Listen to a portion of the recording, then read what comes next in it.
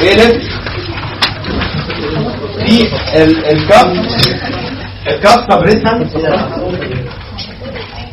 ايه الكاف سبريسنت؟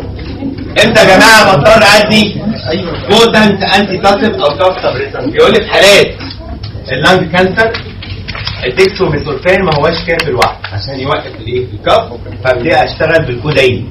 يبقى الكودايين في الكاف سبريسنت، كل الكلام دوت على الكودايين، هو ده الكويس.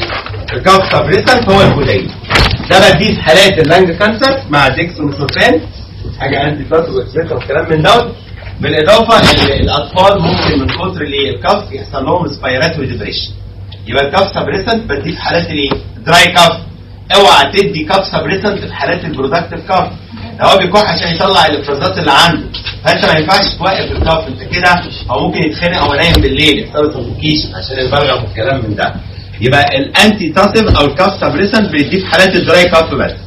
في حاله الكاف بتبقى شديده، خايف ان الاطفال يحصل لهم ريسبيراتوري ديبريشن او مريض اللانج كانسر.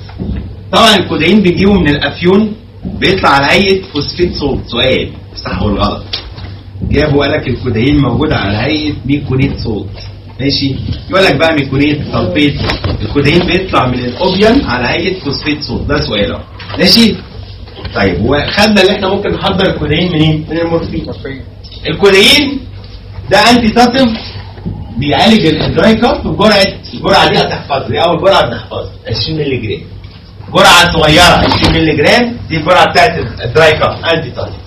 طيب لو انت زودت الجرعه عن 200 240 200 طلعت عن 200 تظهر السايد افكت بتاع الكودايين. الاوبايد بيعمل الكودايين ادكشن تولرانس ريسبيراتوري ديبريشن، بيعمل كونستيبيشن مثلا. فانا لو حبيت اعالج الدايريه، كانوا قلنا زمان بيحطوا كودايين مع كامفور، بس ما عادش ينفع الكلام ده لان الكودايين بيعمل ادكشن، بالاضافه ان الكامفور بيبقى فيتا يموت. معايا كودايين لو حبيت اعالج بيه الدايريه، يعني انا عاوز جرعه كبيره عشان يظهر السايد افكت بتاعه تعمل لي كونستيبيشن، اخد جرعه اعلى من 200. يبقى جرعه الكف ده سؤال امتحان مهم 20 مللي جرام. انما الجرعه اللي عالج بيها الدايريه انا عاوز جرعه كبيره تعمل لي اعراض جانبيه، تعمل لي كونستيبيشن، يبقى اخد 240 مللي جرام. الكودايين بيطلع من الاوبيوم على هيئه ايه؟ فوسفيت صوت، واحنا عارفين ان في حوالي 1/10 من كميه الكودايين اللي احنا بناخدها تتحول جوه الجسم عن طريق الميتابوليزم لايه؟ لمورفين. عشان كده الكودايين بنقول عليه ناركوتيك انرجيتيك، عشان في جزء منه بيتحول ليه؟ لمورفين. في ناس بقى عندها مشكله في الجينوتايب، او في مشكله في الجين عندهم بنسميهم الترا رابيد ميتابولايزر. في بيشنت معين اول ما ياخد الجرعه بتاعت الكودايين كلها كل الجرعه وبسرعه تتحول لمورفين. دي الناس اللي احنا بنسميهم الترا رابيد ميتابولايزر، كل جرعه الكودايين كلها تتحول وبسرعه لمورفين. مشكلتها ايه؟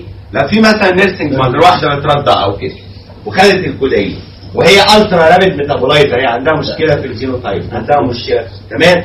كل الكودايين يتحول لمورفين، يطلع في الملك، هيطلع في اللبن، يبتدي يعمل انفانتيليز، يموت الطفل لانه هيعمل مورفين اوفر دوز، ماشي؟